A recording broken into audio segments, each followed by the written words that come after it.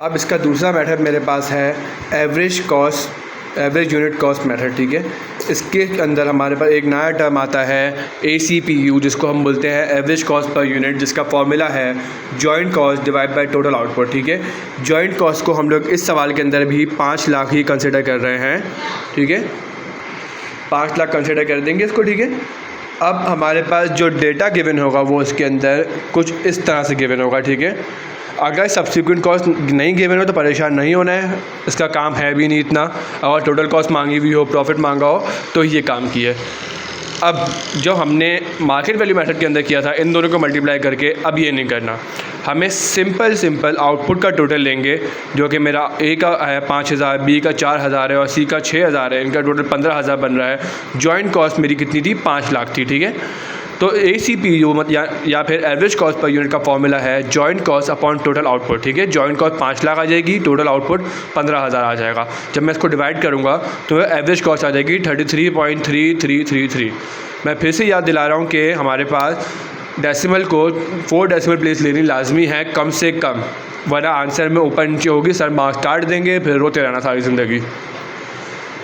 अब यहाँ पे हमारे पास आ गई कॉस्ट, पर यूनिट कॉस्ट आ गई। कुछ भी नहीं करना, पर यूनिट कॉस्ट को अब जॉइंट कॉस्ट की एलोकेशन निकालने के लिए मैं पर यूनिट कॉस्ट को आउटपुट से मल्टीप्लाई कर दूंगा तो मेरे पास आंसर आ जाएगा। 33.33 को 5000 से मल्टीप्लाई कर दूंगा तो ये आ जाएगा। इसको मैं 4000 से मल्टीप्लाई कर दूंगा तो ये आएगा। 6000 से मल्टीप्लाई कर दूंगा तो ये आएगा। फिर वापस टोटल, अगर पॉइंट्स में आ रहे हो तो राउंड ऑफ कर देना, टोटल कर लेना, ठीक है। 5 लाख आ रहा है तो ठीक है, नहीं आ रहा तो पॉइंट्स में आगे पीछे कर देना, लेकिन टोटल 5 लाख ले आना ज़बरदस्ती भी।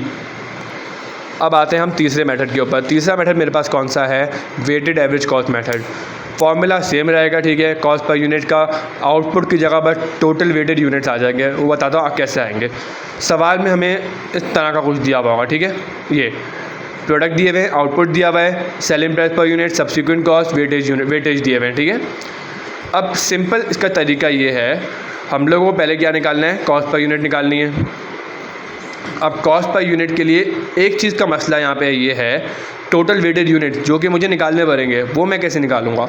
मैं वेटेज को मल्टीप्लाई बाय 5000 का इसके आउटपुट से मल्टीप्लाई कर दूंगा। मैं लिख देता हूँ यहाँ पे A =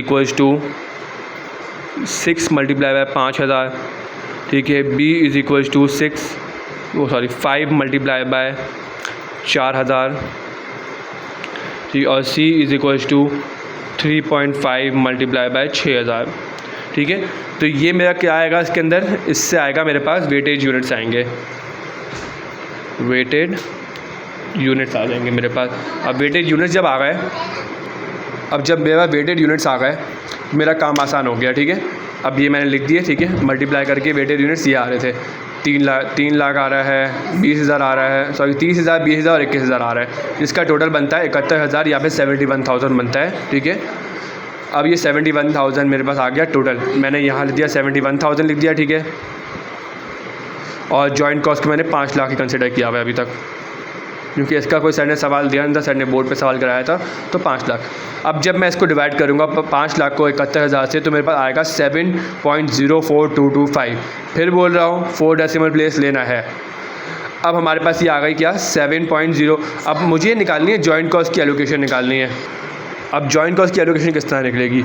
अब ये मैं पर यूनिट को मल्टीप्लाई कर दूंगा वेटेज यूनिट से, मतलब 7.04 वगैरह वगैरह को मैं 30,000 मल्टीप्लाई करूँगा, फिर 20,000 को मल्टीप्लाई करूँगा, फिर 21,000 से मल्टीप्लाई कर दूँगा। किसको? ये पर यूनिट को मैं इनसे मल्टीप्लाई करूँगा, ठीक है। और जब मैं इसका ये टोटल लूँगा तो ये 5 लाख आ जाएगी मेरे पास।